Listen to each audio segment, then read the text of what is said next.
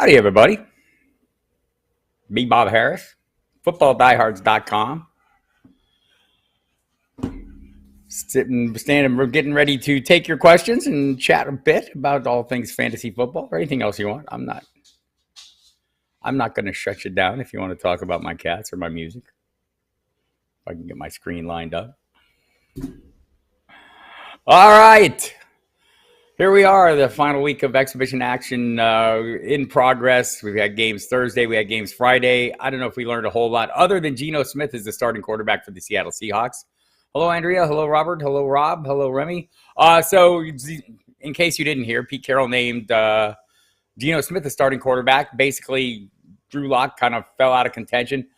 Aside from the 3 interceptions against the Cowboys last night, got COVID and seemed like he was gaining ground and then lost that ground. Geno Smith, I think, look, at least with Geno Smith, we have something to fall back on. We saw what he did last year in a stint as the starter. DK Metcalf was fairly productive. So, there's hope. Hope abounds. I keep reminding everybody we get really fearful of these situations. I would carry this over to Amari Cooper as well. We sense a quarterback situation that is not ideal. And no one's going to pretend that the Seattle or Cleveland situation is ideal right now. But that doesn't preclude them from having the receivers from having value. And again, I keep pointing to this tweet, but Dwayne McFarland from PFF made a great point when he reminded on Twitter that Josh Gordon's magical 2013 season came with 3 quarterbacks: Jason Campbell, Brandon Weeden, and Brian Hoyer. And they combined for like a 56% completion rate. So remember that, and thank Dwayne for that. He's a sharp cookie. Anyway, I see the questions rolling in here, and we'll start in. Pedro, I was beating you to the question. I think DK is probably going to be fine. You can go back to last season and look at the numbers he posted with Geno Smith.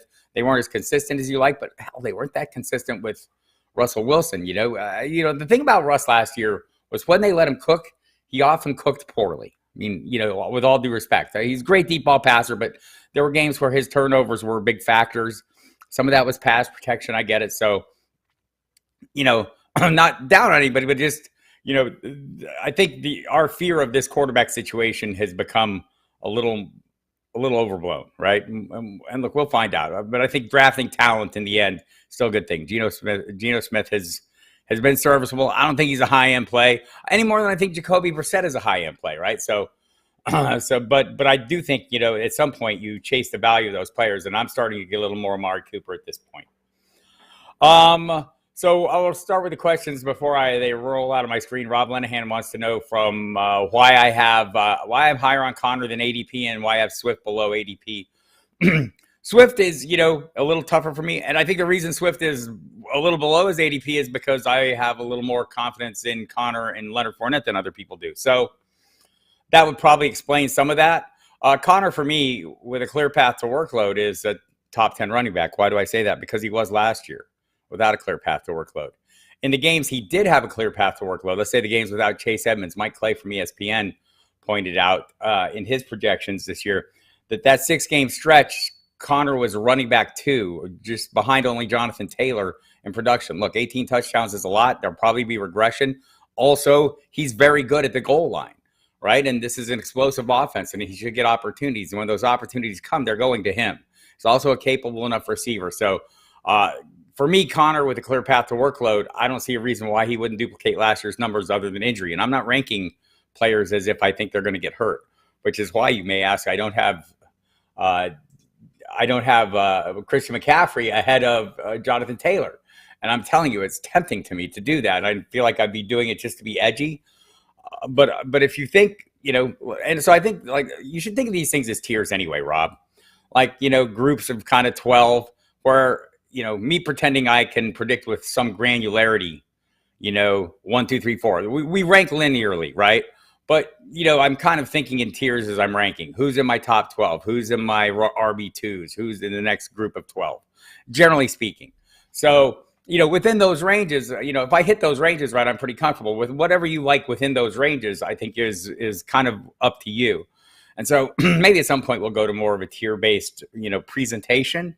But until then, we're ranking linearly. So look at that group as a bucket. Uh, and I think the best example is that 1-2 pick, right? I mean, to me, that's a kind of a tier of its own, and it's kind of what you want. Like if for me, McCaffrey, I like an awful lot, and I'm hoping, like when I get the first pick, I'm taking mostly Jonathan Taylor. He's not without upside. I keep pointing to his 50-point game against Buffalo last year as an example of that. He had 3 30-plus point games. I dialed it in. Christian McCaffrey, I think since 2019, when he's been on the field, is 26 points per game. Last year, Taylor was 20. I think there's been seasons where 21. There's been seasons where McCaffrey was closer to 30, right? So, I keep thinking at the end of the season, and I've drafted Christian McCaffrey each of the last 2 years, so I understand the disappointment that happens when he doesn't come through. But that's why, we have free agency, waiver wires. And in best ball, that's why you have a little more depth, and you can add quality depth, and hopefully you hit on some of those players, and maybe you find the direct replacement for Christian McCaffrey. I mean, I've been going with Deontay Foreman, but I don't think it'll be a one-for-one replacement. I think it'll be a mix and match with Foreman and Chuba Hubbard. Kind of doubling up to fill that role. But still, I think, Foreman will be the primary guy. So however you cobble it together, I think that's that for me is a plan. So, and it also kind of explains, when you're ranking, like it's easy to sit there and rank guys at ADP, right? And we're trying to project some things. And I always have a stupid saying, don't draft last year's best team. And a lot of people will call me out. Well, why then do you have Taylor number one? Why do you have, why are your rankings so reflective? Well, the best players and the players with the best paths to workloads sometimes remain the same. And predicting who's going to be the Rashad Penny down the stretch last year is a difficult thing. Opportunities come into play, a lot of things that we can't factor in early on. So you're starting with a baseline of information, and you're working from there. And that's where my baseline is right now anyway, Rob. So I'm higher. And I don't think Swift, being way below, I think he's more, just kind of his value is a little depressed on my rankings. I have him at 10, right? And so I think he would be what? If I didn't have Fournette and Connor in there, and by the way, I'm moving Connor ahead of Fournette. If I didn't have those two in there, Swift would be what, 8? So I don't think he's that depressed. I think the guy that I'm depressed on is Saquon Barkley. I'm struggling with that one. He's like 9 in the current NFFC ADP. And these are sharp players in the NFFC and money on the line and all that. So just interesting where they're at. All right. So I hope that, if you want further clarification, demand it. And hello, everybody. I appreciate the greetings, Andrew, Remy, everyone. As I said, Remy had his first draft last week, and it's with Justin Jefferson with the 8th pick. I think that is a great value. Pedro, I think I ran through the DK. If you didn't hear it, let me know. Hi, Scott. Dominic Conti. Good morning, Bob. Good morning, Dominic. In a 2 QB leagues, 12 team, do you draft your first quarterback in round 1 depending only on your drafting spot? I think so. I think this is interesting because it's been my experience this season that whether we're all getting a little more, and good morning, William, whether we're all getting a little more acclimated or, getting used to these 2 quarterback and super flex leagues, I think we're all kind of getting a little bit over the FOMO that we felt, when we're drafting quarterbacks. Like everybody hammering quarterbacks in the first 2 rounds is no longer a thing. And I've noticed even in the Scott Fish Bowl when I went to LA a couple weeks last month. And that's you don't want to get caught out of the quarterback runs, right? I didn't get my second quarterback until the 5th round. I should go back and check. It might have been the 6th, but it was Jameis Winston, the 5th round. I did get Justin Herbert 2nd overall. But to your question, I draft my quarterback in round 1 now, depending on the draft spot, pretty much. Like I'm okay drafting. I want to get Josh Allen. I want to get Justin Herbert. At that point, I feel like there's a bit of a drop off. Like, and if you guys look at my rankings, if you haven't looked at them, go to footballdiehards.com. They are available there. But if you look at my current rankings, Josh Allen, Justin Herbert, I have Lamar Jackson, Kyler Murray, and Jalen Hurts ahead of Patrick Mahomes. I'm a little local like that. So maybe I'm going to get what I feel is great value on a Hurts, Murray, Jackson later in the first round. Maybe I think, I'm getting value when Patrick Mahomes goes ahead of those guys and pushes everyone down a little bit, right? And that's part of it, right? When you're in these drafts, players get pushed down and you're getting greater value in the later rounds on the skilled players. But when I get past those first 2 quarterbacks, I start looking at those running backs and wide receivers. And somewhere in that first round, I kind of maybe after McCaffrey or Taylor, McCaffrey, Henry, Jefferson, Chase, and Kupp, I start looking back at quarterbacks again. So that's kind of my direction. And since I have my quarterbacks ranked a little differently, I often make out pretty well. And then I wait in the second round and I kind of see, and it depends on draft position, where I'm coming around and how long I think I'm going to have to wait. And the dynamic of your draft. Every draft is a little bit different, right? And the people in that room are going to determine to a large extent how your draft plays out, more so than you alone. And you're going to want to react to that, and as it happens, and not get shut out. So, and the dangers, of course, are when you're at the ends, either end, the first half, the first 1, 2, 3, and the other end, the 10, 11, 12, maybe can force your hand a little bit, Dominic. Rocco, would I trade Mixon for Diggs in a keeper auction league, and there are more running backs available in wide receiver? I also have Dobbins and Dillon. Well, that makes it a little easier as keepers. It's a pretty even trade. So, and obviously wide receivers have more, beyond this year value as a general rule of thumb than running backs. I mean, Mixon is still fairly young, gets a nice workload. They seem to be a little allergic to him on third downs, which is kind of irritating. But yeah, I'd probably do that trade, especially with Dobbins and Dillon. Bill, in 12-team half-point PPR leagues, we need to start 2 running backs, 2 wide receivers, 1 flex, a wide receiver, running back, tight end. Third pick and redraft. Draft injury-prone running back like McCaffrey, or go for a safe pick like Jefferson. That's on you, Bill. I mean, if you're asking me, I'm swinging for the fence, generally speaking. I don't know that Justin Jefferson isn't swinging for the fence as well, though. But I'm taking that running back. If McCaffrey fell to me there, I would take him. If it was Derrick Henry, I would take him. And I just, just to clarify, I don't view a player as injury prone, right? There's if a player has been chronically injured, it's because he's playing and he's getting opportunities. If it's a chronic injury, then I'll take, if it's like the same knee or the same shoulder or the same issue ongoing, I might dial back and take a little different approach and reevaluate the situation. But as a general rule, I keep pointing this out. If you look at the current top 12 ADP, everyone there's missed time except for 4 players. And those 4 players are in their second or third years. And Jefferson's one of them. Jamar Chase is one of them. Najee Harris is one of them. Jonathan Taylor is one of them. And that's kind of the consideration. Look, I'm not ignoring the fact that Christian McCaffrey's missed 23 games in the last 2 years. I'm not overlooking the fact that Derrick Henry, suffered a broken bone in his foot. But why did that happen? It happened because he's had a lot of opportunities. I need opportunities to get points. Last year, Derrick Henry, when he was hurt, was 40 points over the field on fantasy points at his position. I want that leverage over the field every single week if I can get it. So, and I'm willing to take a risk. And again, I'll mitigate that risk later in the draft. I'll say it one more time, and probably more. You can have risk on your roster without having a risky roster. You can smooth that out. You can draft players. Great examples are, running back, where maybe you're drafting a running back like J.K. Dobbins, who you think is going to be off to a slow start. Well, then maybe later in your draft, you grab Rashad Penny, who seems pretty much locked in as the early season starter in Seattle. And look, in my opinion, he's the starter until he's not. I get it. You're worried that he's been hurt a lot. Okay, he has been. He was not hurt down the stretch last year when he ran for 200 yards more than every other running back. But I get the concern. So that's why I say a lot of this is on you. I'm going to be injury agnostic. I'm going to understand that every player in the NFL does and can get hurt.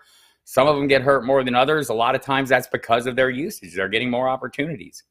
And opportunities are what I need. So, I walk that fine line. I tend to do it, some would say fearlessly, some would say recklessly.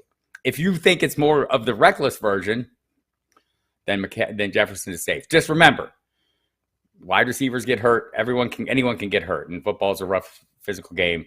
So build good quality depth on your rosters. And I think in the end, you'll be fine with either of those players, right? And I like Jefferson an awful lot. I think we're projecting. I have him as my wide receiver 1 in my current rankings for the same reasons that you like him an awful lot, right? We see this offense coming over from Los Angeles, in which Cooper Kupp just had a once-in-a-lifetime season.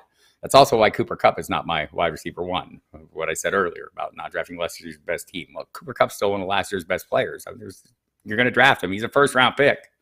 We're drafting everyone in the first round at their ceiling, right? We expect them to perform well. But Justin Jefferson, younger player, burgeoning role, has been phenomenal, since his arrival in Minnesota, playing in a run heavier, Mike Zimmer style, approach. And so you look at all the assets there, and I'll throw that down to Adam Thielen and Dalvin Cook. I think they're going to benefit. Irv Smith could benefit if he's healthy enough. Sounds like he'll be ready week 1. And I kind of like that. I've been investing in him. Dalvin Cook obviously looks like he's in a good position. I know people are a little concerned about his injury history.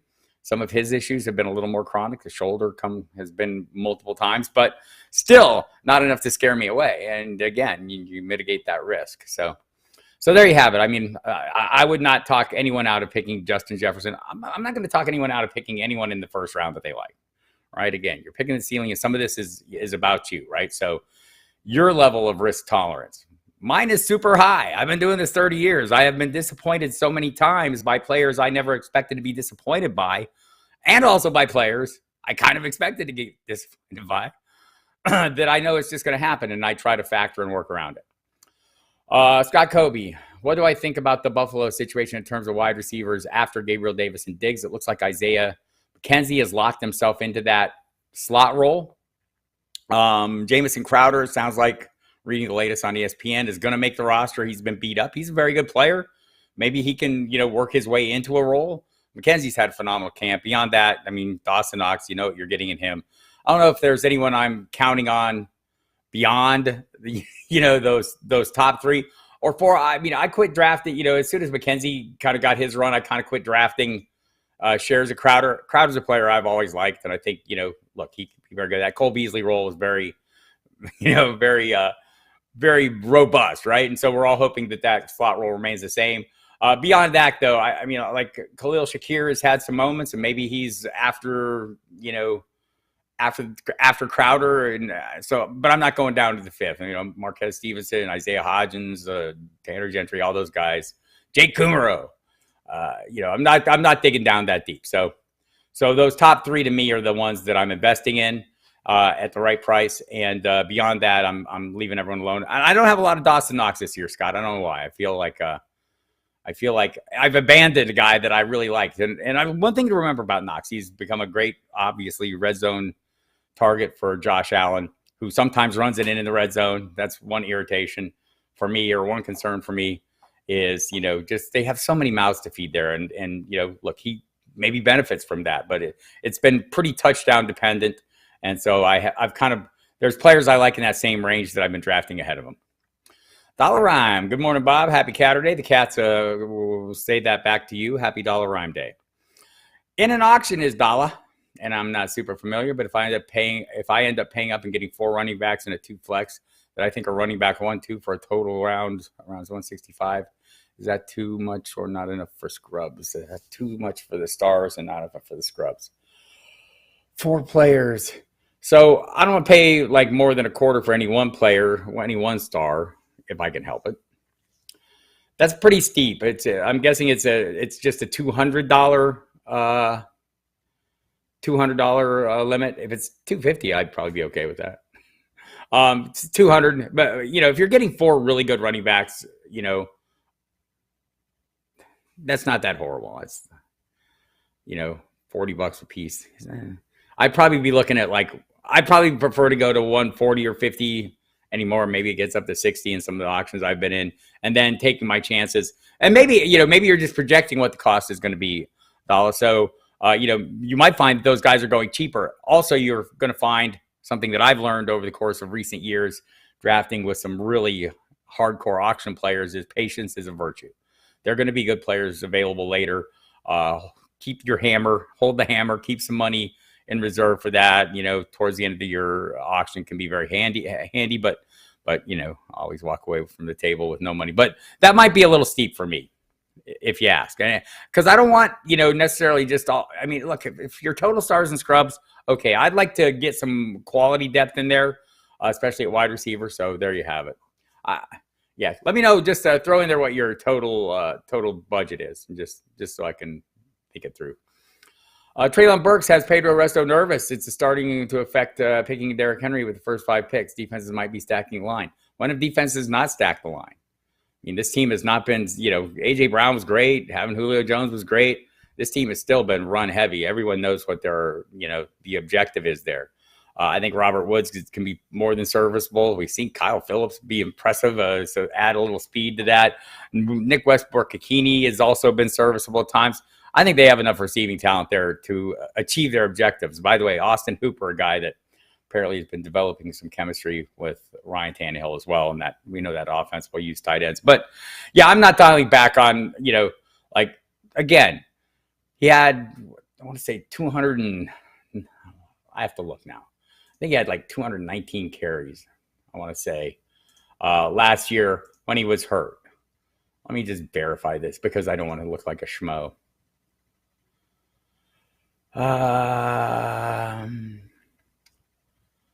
Yeah, I want to say it was 200. It was like 200 plus carries. 219 carries was what it was. There, I got it. When he got hurt, and again, as I mentioned, he had 40 points on the field at that time when he got hurt.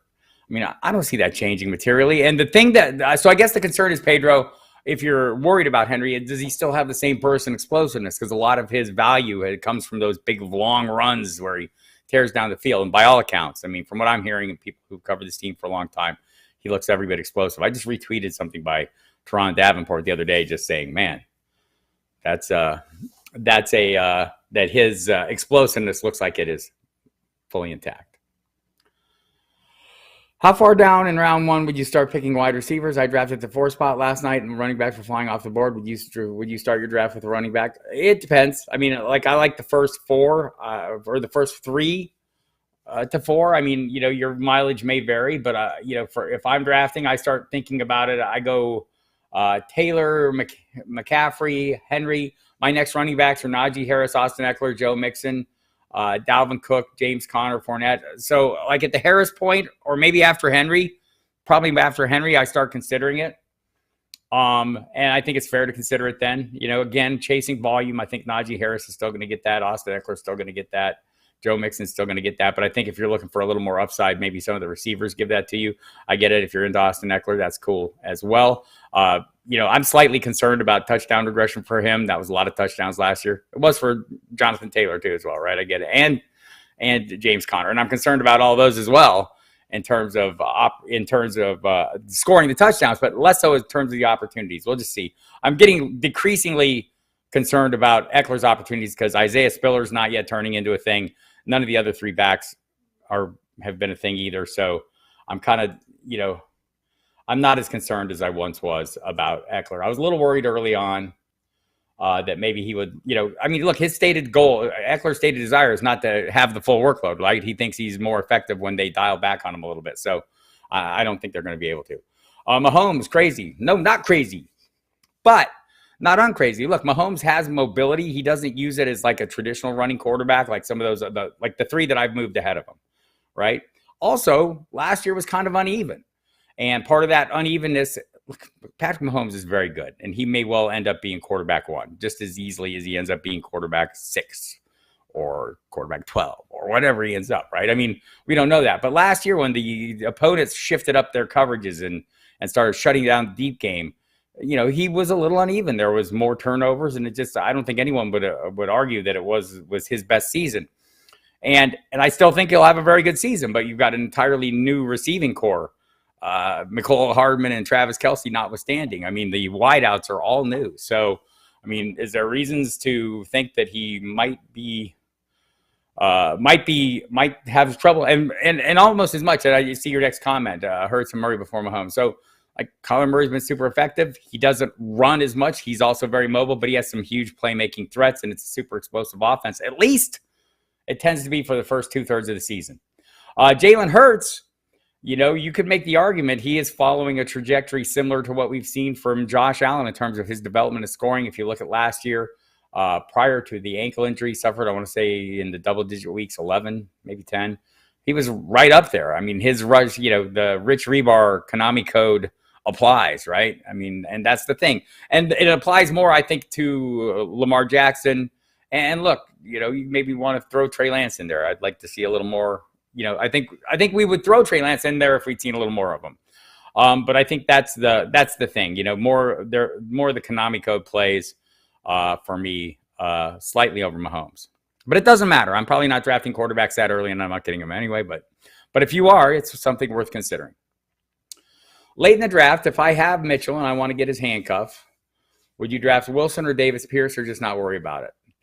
I would almost not worry about it, right? I mean, I'd play the waiver wire. I'd grab one of them. At this point, the order would be Wilson, then Davis Price. It seems like Wilson is pretty much right now the clear-cut number 2. But, man, we know the San Francisco backfield, that can change. And I get it if you're concerned about Mitchell, because I'm concerned about Mitchell. I'm still drafting him. I think he's a good value, good price still. I want to look at the current ADP at the NFFC. And just, I think it's indicative of what people view him as, right? Elijah Mitchell is running back 23. I mean, he scored 14 points a game last year when he was healthy. I mean, just pretty solid play and a great offense. So, I think that's a fair investment for him. And if you want to do the handcuff thing, for me right now, it'd be Wilson. But we all know how it works. Like Trey Sermon has come on a little bit, right? And I don't think he's going to be it. But I mean, every year in that Kyle Shanahan offense, trying to predict what the depth is, which player the depth. Like, obviously, none of us drafted Elijah Mitchell last year, right? We were all on other players, and it turned out he was the perfect fit. And I'm going to draft him like he's the perfect fit again this year, and hope he stays healthy. And if I was drafting a handcuff right now, it would be Wilson. But I'm more drafting those guys as standalone pieces in best ball really late. Steve Atwood, fellow drummer. Hello, Steve. I have a question on Jameson Williams. Would it be worth stashing on an IR spot? Yeah, if you have an IR spot and you don't otherwise need it occupied. A lot of people thought he was the most polished of the receiving assets coming in this year in the rookie draft class. I like Drake London an awful lot, maybe slightly more. But Williams obviously has the speed and all the things you're looking for. I'm a little worried how established the other pieces in that offense will be by the time he gets back, because, he opens on reserve PUP. When he comes off, will he actually be ready to play? We don't know that. Maybe they use that window to determine. Maybe he doesn't come back this year. But until he doesn't, yes, worth a spot, I think, to stash. Ed H. And thanks for coming, Steve. 12-team, half-point PPR. Need 2 keepers round given up. Debo in the 4th, Sutton in the 5th, Waddle in the 7th, Metcalf in the 11th, Penny in the 15th. Oh, those are good values across the board, right? Metcalf in the 11th for sure. I might go Sutton in the 5th. I think any of those wide receivers that you like, Metcalf for sure. I mean, I could make an argument for Debo. I could make an argument for Sutton. I could make an argument for Waddle, but some of that, it's harder for me to make the argument for Waddle, right? Because of the new pieces in. The new offense. I mean, he was phenomenal last year. He may well, he's a very good player, right? Will the role continue to be robust enough to keep him in with these other players?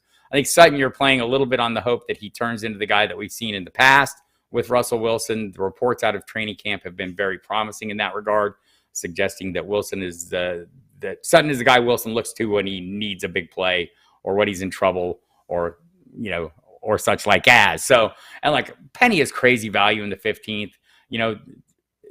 Obviously the Seattle backfield, I think he goes in as the locked in starter. And I say that because the people who cover the team on a daily basis tell me that. Do I have a confidence that he'll hold down that job throughout the course of the year with Kenneth Walker there? History suggests that would be Pete Carroll's ideal, right? Well, remember when they had a guy named Chris Carson? They drafted some kid in the first round, and that kid sat on the bench and battled injuries for 3 years. And then he turned into Rashad Penny last year.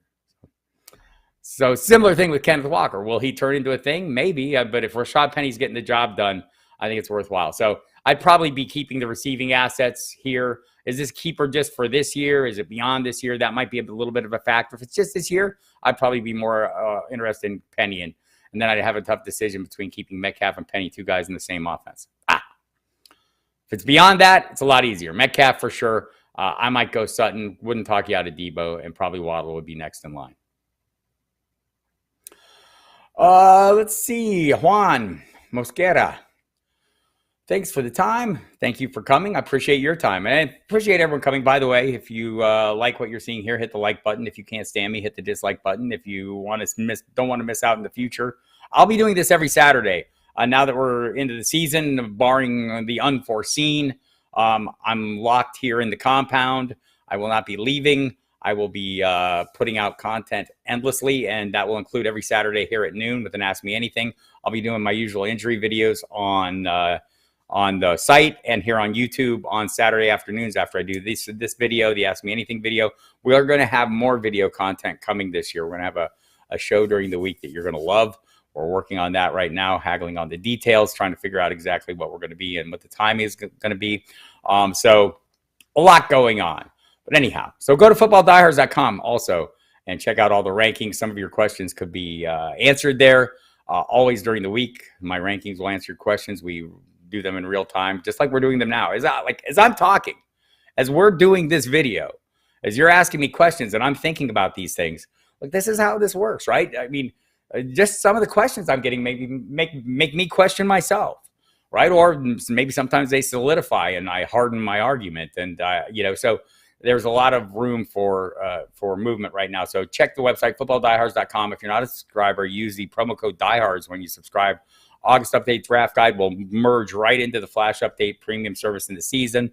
My Fantasy GM is part of that. It allows you to track all your teams over a number of different websites, all in one spot, make moves, do all the cool stuff you need to do.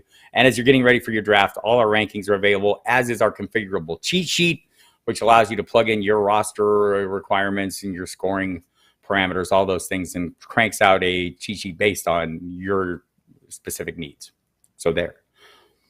Also, catch me on SiriusXM Fantasy Sports Radio. If you have not already been listening, or if you subscribe to that, just search Diehards, Football Diehards, my name, whatever. You'll find the schedule in there. The season's coming. We'll have a bit of a shakeup, but you'll catch me for sure. Every Saturday night on NFL radio, every Sunday morning on the pregame show with Jeff Mans, and during the week. So there'll be no shortage of me. Ugh. All right, back to the questions. Juan, did you need that advertisement right there? Just when I was getting ready to answer your question? Damn it, Bob. All right, bounce back season for a healthy Ezekiel Elliott in the third. Yes, I think so. Like, what does he bounce? Well, maybe no. Let me rephrase that. It wasn't horrible last year. I expected to be equally solid this year.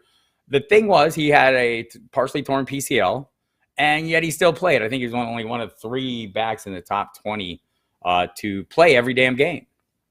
And was it kind of disappointing? Yes. Was it lackluster? Okay. Also, that clear path to workload and explosive offense is a pretty good thing. Tony Pollard's going to be a factor this year, maybe more so as receiver than a running back, or maybe some running back, but not, look, they're financially committed to Zeke. I am concerned about Tyron Smith.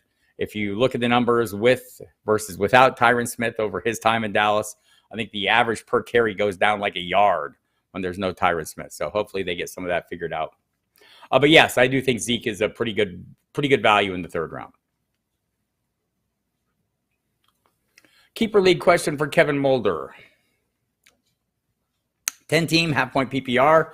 Javonte Williams in the 5th round or Debo in the 8th. Also, do you trust Javonte as your running back 1? I could pick him up early in the 2nd round if I picked the wide receiver late in the 1st round. Look, I think he's fairly priced right now. I mean, we're getting super concerned because there's another piece there that we saw last year. They divided equally, 203 carries apiece. Gordon, Melvin. I'm speaking of Melvin Gordon, who he's sharing with. Of course, you probably know this. So, yes, it's a concern. Also, Javonte Williams was still pretty good last year. And Melvin Gordon said earlier this month that the coaching staff wants Javonte Williams to be the guy. They're paying Melvin Gordon a lot less this year. They let him go out and test free agency. But Nathaniel Hackett has said all along, the incoming coach, that he needs more than one guy in running back. Kind of the more the merrier. So we're going to see Melvin Gordon. And that's going to be a limiting factor. So I'm not averse. I think keeping him in the 5th round is a really good deal. I think keeping Debo in the 8th round is probably a better deal. I do have questions about how this passing attack in San Francisco is going to look with Trey Lance. I think Brandon Ayuk will be a bigger factor. But damn, Debo Samuel's a great player. And in the 8th round is great. And especially if and so do I trust Javonte as my running back 1? Yes, depending on how I start my roster. If, as you say, I start with a really high-end wide receiver, then yeah, I'd be okay with him as my running back 1. Especially if James Conner makes it around the 3rd round, it could be my running back 2, which can happen, right? And that was the question earlier. Why am I so far ahead of ADP? Because I believe the ADP might not recognize what I recognize. So, and maybe you don't either. So, and that's fine, but maybe there'll be a second running back that you can cobble together a really good 1-2 punch in your mind that'll make you feel a little more confident. I think if you get that really, if you get one of the top running backs in those first 2 rounds, I'm kind of a little more confident with some of the receiver values in the next, let's say 3 receiving assets in the first 4 rounds, and then come back in the 5th and even the 6th round, you're still getting some what I consider viable running backs. But as long as I have a super solid one, I don't know if Williams would make me feel that confident. Like, I love DeAndre Swift. I don't know if I'd be that confident in him either. So, I mean, I'd probably want a second running back in the mix in those top 4 or 5 picks as well. So that probably changes the dynamic a little bit for me. But yes, I think he can be a running back 1. I would like the idea of picking him early in the 2nd round if you draft a wide receiver late in the 1st round. All of that works for me. And on the keeper end, I'd probably keep Debo ahead of Williams. Yes, Dollarine finally catching up here, 200, but okay. Like, I'm seeing Najee, Mixon, Chubb, and Jones for like 40, 45 each, what I feel is super solid. Yeah, I mean, that's not crazy prices. See how the auction goes. I think you might be surprised at how much more people are willing to spend. If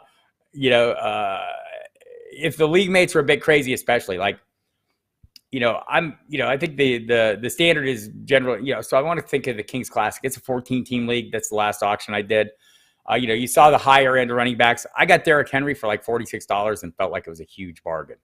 Because you saw guys like, I think Joe Mixon was more expensive, McCaffrey, Taylor up in the $60 range. So, be prepared to adjust and as this draft plays out, Dollar, because I think you're going to find that there are people who, emotions are a funny thing, right? And you'll get 2 guys who are going at it, or 2 managers in a bidding war, and the next thing you know, they get a little overly competitive, a little overly feisty, and someone who should be going for $45 is going for $65. So watch that. Thoughts on Brian Robinson? You hate me. You have for her to 3. That's hard to read. I'm just kidding. Thoughts on Brian Robinson this year? I have many. Number one, he looks like they drafted him for a reason. And all the things they've said about him are very positive. All of the things we've seen in the preseason have been very positive. And Antonio Gibson returning kickoffs suggests that they're not all in on him as the feature back. Yet still, I think at the end, you look back the last 2 seasons, Gibson has been more productive. So I have not been drafting Gibson at all this year until I saw the other night I covered a flex league draft, one of Jake Seeley's drafts, an experts league, where Antonio Gibson went like in the 9th round. I don't think it was a super flex either. So, I mean, there comes a point where it gets ridiculous, our fear of a player. And he still went ahead of Robinson. And like I'm fine picking Robinson at the right place, right? He's your running back 4, and he has upside to be way more. And let's see what the current ADP on that's on.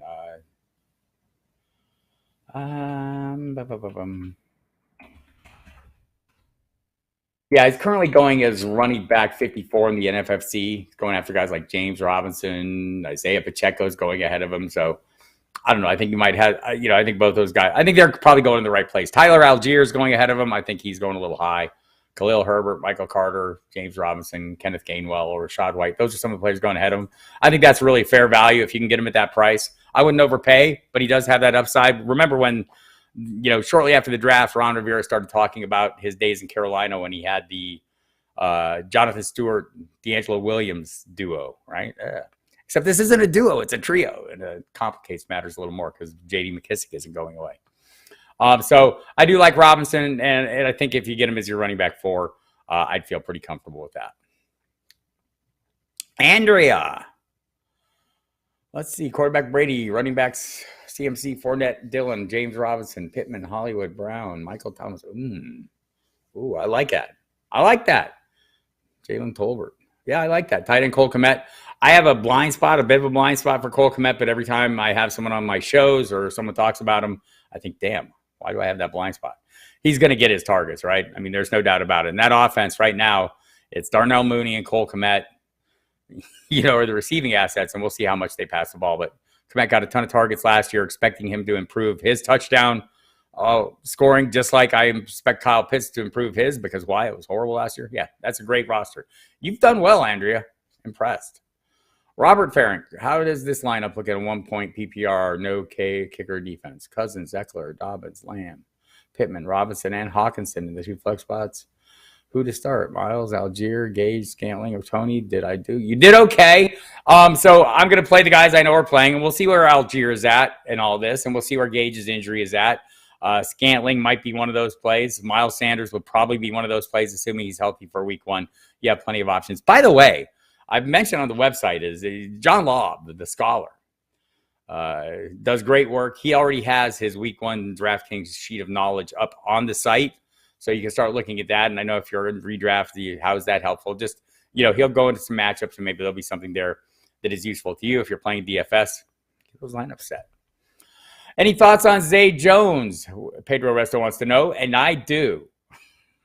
Yeah, so, I would say 2 weeks ago, I thought he was the Jones to definitely roster of the Joneses in this receiving core. Marvin Jones has come on a little bit. Marvin Jones had a ton of targets last year. But I think, especially in best ball, I think Zay Jones is a great late-round pick. There's going to be games where he shows up and makes plays. I mean, Christian Kirk, they obviously want to be the number 1 guy there, and I think he will be. The targets will follow the money to the degree possible.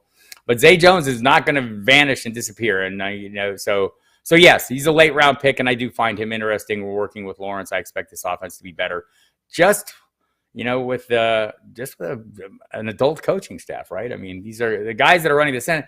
Like, I don't want to overstate it. We all know how bad it was there last year with Urban Meyer. I don't want to say the assistants were all horrible because they weren't all horrible. I mean, Darrell Bevel. I mean, some of these guys know what they were doing. But this current staff, I mean, you've got, I think, 4 former quarterbacks in the offensive staff. You got Doug Peterson, former Super Bowl winning coach. So there's a lot to like here. Coffee. All right. So there's that. Hey, Tim, it was great seeing you at the expo. Nice to meet you in human form, and appreciate you coming here and putting up with all this nonsense. What do I think of Nelson Aguilar, says Nick Kerr. So I was kind of really enthusiastic, and I'm not unenthusiastic now because he's still basically a free square player. I want to look at his current ADP. He's definitely moved. Kendrick Bourne has kind of fallen off the radar, for whatever reasons. I think he was, I want to say he was, there was an interception last night that was really frustrating for Mac Jones, and he was targeted. Wide receiver 158. That's a good deal on Nelson Aguilar, currently in the NFFC. He's a free square player. I'd take a shot on that free square. The recent reporting from the daily reports from the practice field have been really positive for Jacoby Myers, right? And we kind of have forgotten about him. He's always been that guy you could count on, not to help you avoid a zero any given week. The targets are going to be there. The catch totals are going to be there. The touchdowns are not. Touchdowns are volatile, man. Maybe he broke the seal last year. Maybe not. He had, 2 last year? Yeah. But anyway, so I think Nelson Aguilar as a free square player is pretty good. We should have concerns overall about this Patriots offense. You've probably heard Josh McDaniels now with the Las Vegas Raiders. And Bill Belichick, he's a smart guy. He's a great coach, one of the all-time greats, right? Yet he has installed Matt Patricia and Joe Judge is his top offensive assistants. And I think Bill Belichick is also one of his own top offensive assistants. It's been a bit of a process, and it's not been 100% awesome so far. So hopefully they can get things together here as we get into the season. And they still have 15 days to get things together, and they need to. There's been good and bad. Some of the practice reports lately have been more encouraging. The games have not. Scott Kobe just finished the Superflex, got Connor in the 6th. Yes, Devonta Smith in the 13th. Are those about where those guys go? I think Connor in the 6th sounds about right to me. I would be drafting him before then because I'm all in on him. And Devonta Smith, I think in the 13th is a great value. Look, we're all focused on A.J. Brown, and he is going to be phenomenal, apparently. I'm big on Jalen Hurts. One of the reasons for that is not just his running, but also the reports of the chemistry between he and A.J. Smith, who has apparently been uncoverable, not just by the scrubs, but by the all-pros. So we know the deal with A.J. Brown. He's got to stay healthy, but they didn't trade for him and then pay him $120 million for no reason. So, and Devonta Smith, though, I thought last year, I was surprised. I thought he was maybe a little too slight of build, to be a true alpha receiver. I thought he fared reasonably well, given all my concerns, and I think as a wide receiver, too. The Eagles would like you to believe he's a 1B. I'll call him a 2. But, yeah, I think that's great value of the 13th. Michael Weber Esquire. Auction B. What round do you think is good for 12 teams in high stakes?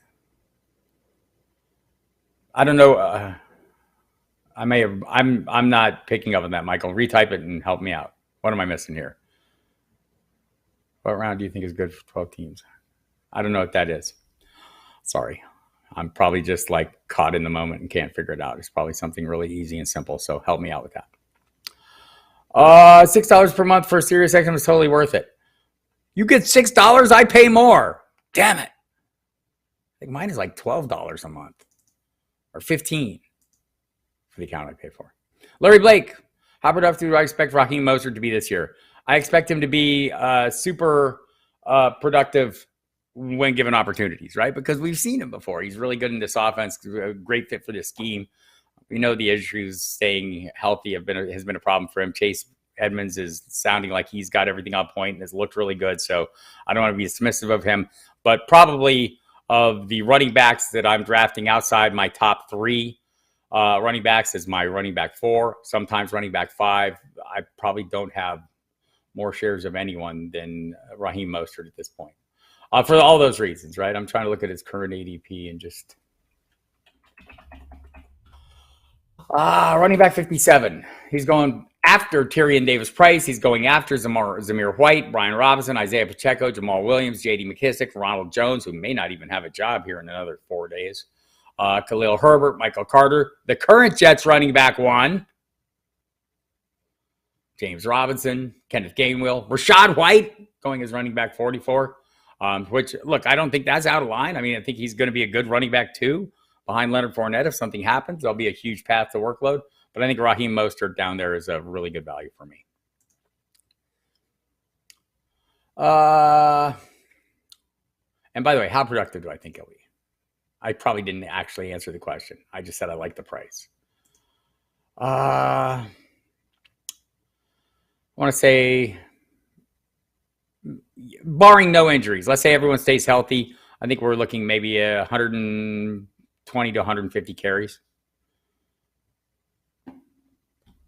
Some opportunities at touchdowns. That's reasonable. If somebody gets hurt, that goes way up. Oh, what shirt are we rocking today? This would be the Scott Fish Bowl 11. I'm a year off.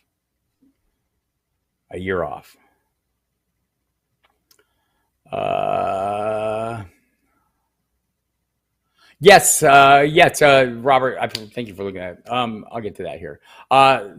Is there a running back going in round 7 or later that you think could have a top 20 year in PPR? Like, I think Mostert is one of those. So yes. Is that a fair answer, Scott? Yes, I think there are probably a number of them, right? Like, as I look at this list, I mean, outside the top 20, you're saying? Yeah, Devin Singletary, if he plays this season like he finished last season, he's a lock, right? I think Clyde Edwards-Helaire could be in that range. A.J. Dillon could be in that range. If Aaron Rodgers says he can catch 50 passes, if he catches those 50 passes, we're drafting Aaron Jones way too early. Josh Jacobs, right? I mean, could easily finish inside the top 20 if the workload's there. Chase Edmonds, I want to say either the Patriots running backs have the capability. Rashad Penny easily, if he does half of what he did last year over the course of the full season, he would be phenomenal. Cordero Patterson at running back 37. He's not going to be that guy he was last year, but could he be in the top 20? Of course he could. A lot of guys there. Lots of them. James Robinson? Yes. The answer is yes. The easy answer. Cole Kmet is looking great. Pedro is all in on Cole Kmet. I'm getting there, Pedro. You're all dragging me kicking and screaming into the Cole Kmet camp. Damn you. Videos with John Lobb in season for GPP. The players are great. Cashed a couple times watching. John Lobb does a great job. Also, we're going to have Eric Romoff and Jamie Calandro this year on DFS videos as well. Got a ton of stuff in the works, people. You're going to love it once the season starts. Are stacks a bad strategy or high risk, high reward? Both. Right, for redraft. And I think you're seeing more and more of this. I think we've kind of carried it over from DFS into best ball, and now you're seeing a little bit in redraft. But the downside is exactly what you say. Putting all your eggs in one basket can be dangerous, right? There's a reason, when you're investing your money, you diversify. right? What if this offense, what if the quarterback gets hurt? What if some key player, key piece of this offense gets hurt? Also, if you have, like, say, 3 pieces of an offense and a 4th piece scores, all 3 of your pieces are left out that particular time. So, I'm doing it more and more when it happens organically in a draft, like, and you'll find that with quarterbacks. Like, if I've drafted Allen Robinson at some point, or maybe I drafted Cooper Kupp early, which I'm not getting as much of, but I'm getting a ton of Allen Robinson. It's not, it's not unusual to be able to get Matthew Stafford in the double-digit rounds. And so if I'm sitting there and I'm deciding on a quarterback at that point, and I see I have Allen Robinson or I have Cooper Kupp, I think, yeah, I think I'll do that, right? And so, get a second quarterback, be ready to diversify and cover your bases. But yeah, I don't know that it's a bad strategy. I just don't know if it's a strategy you should be focused on in redrafts, because I think, different than best ball and DFS, each week is a matchup. There are going to be matchups that are very favorable to certain stacks and less favorable to certain stacks.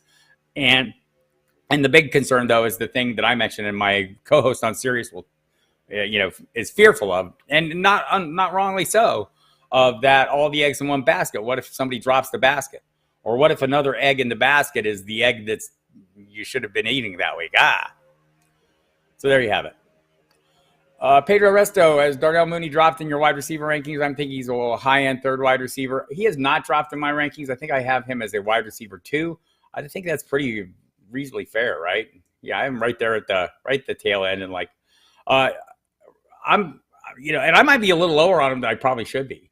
Honestly, I mean, you look at it last year, in all the accounts out of training camp, he's the only asset that works. I think the limiting factors for me are the Bears offense in general. I don't have high hopes for.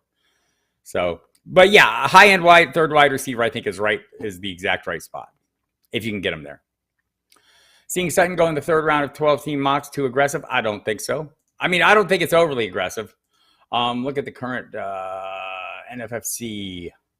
The current NFC data says no, that is not too aggressive. That's right about correct. They have him at 38 overall, wide receiver 17. I might even be a little more aggressive on that myself. So yes, but 3rd is definitely not. Oh, you got to call and threaten to quit? Okay. I've heard that, Robert Farron. Robert says, call Sirius and tell him you want the $5.99 rate. Anyone out there, if you're subscribing, follow Robert's advice. What is Dempsey's 40 time? Not fast enough. John Vonderville. Nice question. Is Zach Moss rising up the Bills' depth chart? Yes. I don't know if I like him, but because I think he's going to be a fly in the ointment, right? We had a pretty clear idea of what things were going to be as we went into the summer. Devin Singletary and James Cook, with Josh Allen as the primary goal line back. Now we have Zach Moss as the other goal line back. I would like more clarity of my backfield situations. I believe that's why Devin Singletary goes so low already, was the fact that Josh Allen scores a lot of those touchdowns. Singletary scored some late last year. He's not horrible. I think the price is still right on him, but Moss definitely becoming a fly in the ointment. Tim, keepers, Chase, Swift, Barkley, and has the 5th pick in the 12-team league. The 3 best options, Deontay Johnson, Kyle Pitts, Josh Allen. I'd probably be taking Pitts. And yes, it was a super fun time at the Expo, and it was great meeting you there. And I do look forward to next year. The thing's only going to get bigger and better. It's very exciting. Kudos to Bob Lung for putting that thing together and bringing all of us together, right? I mean, what's better than a little face-to-face meeting time with colleagues, people who consume the product? I mean, it's fantastic. A whole mix of all of us there, walking around, shaking hands, hugging. It was a good time. And so I'll look for you next year, Tim. When drafting, Scott wants to know, do I look at players more from higher scoring offenses, or does that matter? Yes. I mean, it's certainly more than a hair splitter, right? I mean, that said, I tend to mind, bad offenses late in drafts. I'm not afraid to draft wide receiver ones on lousy teams, right? It happens a lot. So, and I'm looking at you, Devontae Parker, hopefully. I'm looking at you, DJ Chark. I'm looking at you, Corey Davis, maybe. I'm probably not a wide receiver one anymore, but you get the idea. I mean, I think there are assets in these lower end offenses that will serve you well at some point. So there you have it. John Bonneville will watch the James Cook tape and he looks so good. Hard to think he doesn't rise to the top of that group. He may well. Some of the issues that he's having early on are pass protection, which is not unusual for rookies coming into the league. When your team is investing $250 million in their quarterback position, you damn well better be able to block for that guy. So that's what he's going to have to demonstrate. I agree with you. He looks phenomenal. And at some point thinking he is not going to be the best back on that roster, I think that's more than reasonable. It's just a matter of when he gets there. Breeze versus Zeke, 12-team keeper league. Today is Zeke for me. I mean, so I don't want to overstate the reporting and totally believe the reporting as well. Rich Cimini from ESPN. Michael Carter is still the running back one there. That's not going to stay the same. I don't think I'd talked to Joe Dolan from Fantasy Points about this when he drafted Breece Hall in the draft, and we kind of said, how do you feel having the Jets running back too? And he scoffed, and I think a lot of people scoffed. This is maybe deference to the veteran, but Michael Carter's not going away, right? Any more than Tony Pollard is. And I have a little better idea, though, of the division of workload between Zeke and Pollard than I do of Hall and Carter. Well, I like Carter a lot last year, and Carter has played really well in a timeshare in college. He played with Javonte Williams, and they both had great careers. So I'm probably leaning Zeke in this case, so there's that. Yeah, and John Bonneville, fading running backs and bad offenses, there's going to be productive players, even the worst offenses. Okay, Giants are going to – last year's Giants would like a word with me right now. But, you get the point. I mean, in general, they're going to be assets. And Dameon Pierce in a horrible rushing attack that, was miserable, one of the league's worst last year. So I think it's going to get a ton better. I don't know. The offensive line isn't greatly improved, but the path to workload is looking clearer and clearer for Dameon Pierce every day, and he looks like a playmaking threat. So I'm not against you, John Bonneville. Pedro, Pitt's going to have an amazing year. I'm picking Pitts in the 3rd round overall all day long. Could you possibly give your wide receiver 2 numbers? Yes, absolutely could give you that. You're right. The only thing missing from Kyle Pitts' game last year was touchdowns. It seems like they're looking to change that this year. And some of this is going to depend on Marcus Mariota. I've been promising this summer. We look at these quarterbacks who are former first-round picks, and we're hoping Mitchell Trubisky can reclaim some of that glory, and maybe he can, unless Kenny Pickett stops it.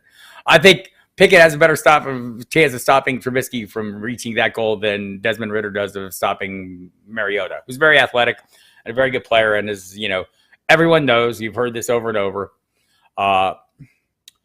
that, Mariota has been good with tight ends in the past in Tennessee. Delaney Walker had a great season under him. So yeah, I think I'm all in on Kyle Pitt as well. I think that's kind of the tier break for me. He's kind of on a tier of his own. It's Travis Kelce and Andrews, then Pitts, then Waller and Kittle kind of grouped in 2-1-2. Peter MacArthur's fading Hall. Oh, hold on. I missed one. John Bonneville just have kind of a brutal schedule. Yes, they do. And he's fading Hall. Peter MacArthur's fading Hall. Robert writes that John Hansen on the channel from Fantasy Points really likes Breece Hall. I like him. I like his college profile and the workload he had. And, it's not entirely unreminiscent of Jonathan Taylor in terms of the numbers and the production and the ball security. I think it had 41 touchdowns, I want to say. It's off the charts, but he's going to the Jets, and there's other pieces there. And so I'm not fading him, but I'm not out eagerly buying him. There comes a point where I feel a little more comfortable with him. Just looking at the current NFFC ADP, Hall is going as what? Am I looking too high already? Wow. He's going as running back 19. Dobbins is going after him. Ezekiel Elliott's going ahead of him. Cam Akers, James Conner, Travis Etienne, Nick Chubb, Leonard Fournette, Alvin Kamara, Javonte Williams. All those guys seem like they should go ahead of him. Some of the guys going after him who I would think I would take ahead of him, maybe J.K. Dobbins, you're going to get a slow start. David Montgomery, there are obviously concerns about Khalil Herbert cutting into his workload. I don't know if I totally believe them, but certainly the people who are covering the team say that's a distinct possibility. Antonio Gibson, Elijah Mitchell, A.J. Dillon, Josh Jacobs, Clyde Edwards-Helaire, Tony Pollard, Devin Singletary. Some of this depends on what your other options are at other positions when you're sitting there looking at Hall.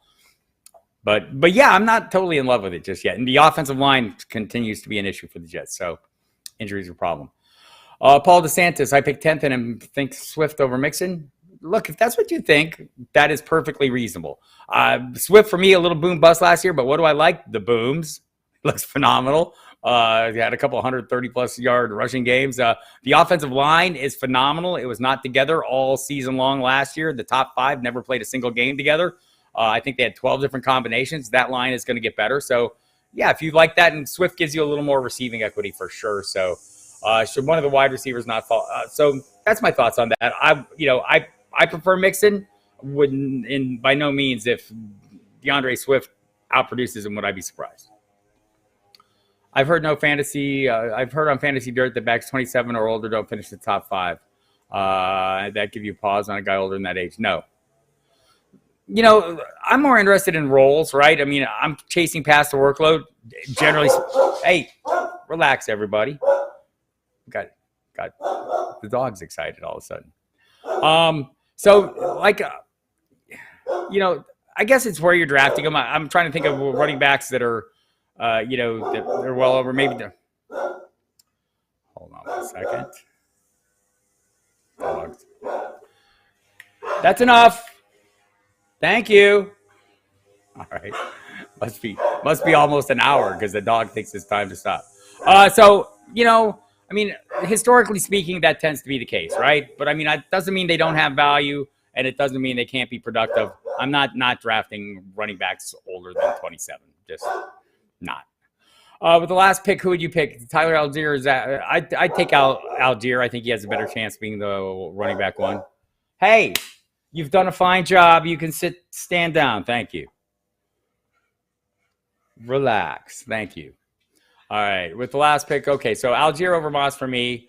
Peter MacArthur says you won't play third downs, doesn't pass protect well, can't read zone blocking. All those things are highly likely. Although a good running back, a good talented running back with a good history of production is fine. Hey, you can stop now. Thank you. I don't think she's going to stop. All in on Mike Davis last year, had him everywhere, made me pay attention to ages this year. Right. So again, are you not going to draft any player over a certain age? You're going to cut out half a league? I get it. It's not like entirely desirable, but at some point you have to draft players, and some of them might be older than the players you want. And so would you draft a younger player, not draft Derrick Henry, and when you're going to draft Breece Hall? So I get it. The dogs don't like Hall. God. The dog does not like the yard guys. I don't like the yard guys coming Saturdays when I do live streams, but yet here they come. And I will give the dog a treat. I get it. In an ideal world, I would get every player in their second or third year when they're at their peak of productivity, and I would be super happy with that, and I would have the best team ever. Reality is it rarely works out that way. So, yes, you're not wrong. Also, yes, I don't know how realistic it is not to draft guys that are older than that. At least the cats are quiet. Hey, I've had enough of you. I will give you a treat in a minute. All right, we're almost done. We'll get through these. Breece Hall is going to the dogs. Dogs rule. Dogs rule times 2. At least the cats are quiet. Yes. So let me get these last questions in here so I don't miss anybody. And so, Peter, I guess, a player coming in, I think that's all reasonable. Joe Mixon doesn't always play third downs. So I don't know. And the blocking to me is the biggest concern there, right? And the pass protection is kind of a concern. They don't have $250 million invested in their quarterback yet, so maybe less so, and they'll be run heavy. But yeah, so all fair points. And again, to the question that started all this, I'd take Ezekiel Elliott ahead of him. 12-team non-PPR picks advance a round every year, keeping one out of Javonte for a third, Akers or Burrow for a 10th, Amon-Ra for a 13th. All reasonable values. I'd probably take Amon-Ra in the 13th and go from there. That's a fair assessment, Peter. Yeah, so John, Mike Davis, I don't know how great of a, I don't think he ever profiled to be that high-end player, right? So, I get it. He was supposed to get opportunities, and who knew Cordero Patterson was. So I do get the concerns, and it's not irrelevant, but I think they're apples and oranges a little bit. How soon would you start drafting Breece Hall? I've been picking him round 3 as my running back 2. Just schedule started to scare me. Yeah, so one of the things, and I'm going to say I don't have a ton of Breece Hall, and here's why, because I'm usually drafting running backs a little before or a little after. I mentioned it earlier. I'm usually getting one of the top two, a running back in round 1 or 2. Then I'm hammering the receiving value, whether it's a receiver or tight end. And then I'm waiting a little longer. So I'm generally missing out on Breece Hall. And in a lot of drafts, I'm seeing him go ahead of Elliott, and I'm very happy when I see that because I'd much rather have Elliott, even though he's old. So I mean, I think that's where you're gonna, if you want him, that's where you have to draft him. If you're getting him in round 3, right in that range, I think that's where you're gonna have to get him. Breece Hall has gone to the Dogs. The dog is resting now. I feel much better about myself. Who would the Dogs draft in the first round? The Dogs would draft a treat. Why do people have Akers so high? I'm concerned about Akers as well a little bit. I mean, maybe we shouldn't be. So I've heard two sides of the argument, and kind of I get them both. I'm again, he's kind of in a range where I'm not often drafting running backs. Currently, running back 17 and going in the 3rd round. Going ahead of Elliott. I'd rather have Elliott. He's going some of the backs going just ahead of him. James Conner. You've heard what I've said about him. Travis Etienne, who I have concerns with. Nick Chubb, Leonard Fournette. A lot of guys I like better than Cam Akers. At the price, right? And so, but the argument is yes, I think that's the case.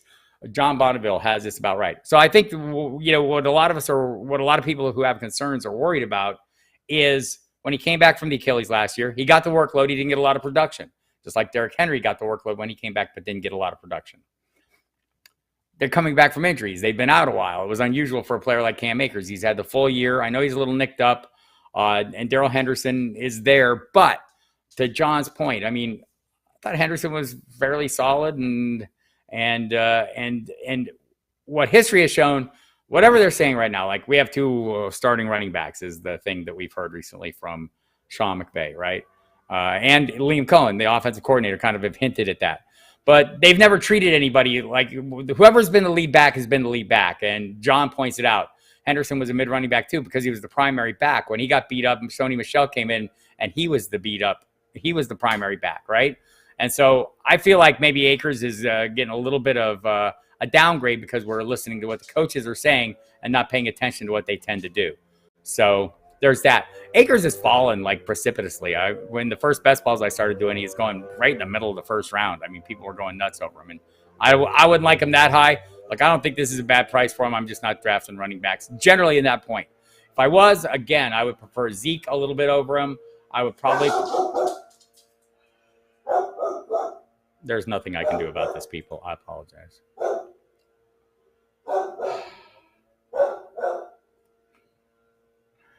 12-team Superflex. So there you have it. And John makes another good point. Rams are usually in a positive gain script. 12-team Superflex auction draft. Ended up having to overpay for Lawrence as quarterback 2, really hoping he takes the next step with the new staff. I think it's not unreasonable hope, right? I mean, he was the first pick overall in last year's draft for a reason.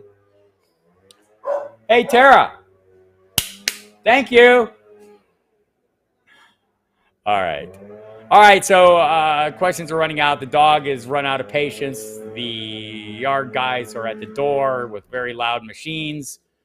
And I'll end on that note. Trevor Lawrence, I think, is a great upside play right now. And I probably have him ranked a little higher. What's the expert consensus right now on Lawrence? I'm just going to check real quick. Yeah, consensus is 18. I think that's a pretty fair point. I have him a little higher than that. So, but I think that's where he's going. All right, everybody. Thank you, John. I appreciate the kind words. I'm going to go give the dog a treat. I'm going to go pay the yard guys so they quit cutting the weeds right at my front door. And I'm going to see you next week. Tune into Sirius Fantasy Sports Radio all this week. Well, most of this week. 8 to 10, Monday, Tuesday, Wednesday. Friday night, we're doing a special on NFL Radio, Channel 88. They will simulcast it on the Fantasy Channel. I think it might be a 3-hour show, though, on NFL Radio. And again, remember, we're going to be on NFL Radio again on Saturday night, 7 to 10. I'll be on the pregame shows on Sunday. And I'll be on during the week. Check your schedule for local listings. Your times may vary. What time is the Friday show? I have to look. I want to say 7 Eastern. But check your listings, John. I'll have to look at the schedule. There's a lot of moving pieces around here. We got a lot going on. Let me see if I can find it for you. Bum, bum, bum, bum, bum, bum, bum, bum, bum, bum. Yeah, I think they're replaying it later on the Fantasy Channel, so I'll have to look. I want to say 7 to 10, but check your listings. Thanks, everybody. That was horrible. Go to footballdiehards.com. Promo code Diehards, 15% off of whatever you want to buy. All the premium content going forward. Going to be fantastic. The dog says goodbye. The Yard Guys say goodbye. Bob Harris signing off. Hit the like button. Hit the dislike button if you hate the Yard Guys or the dog. I love the dog. He just barks. Just doing his job. We'll see you next week.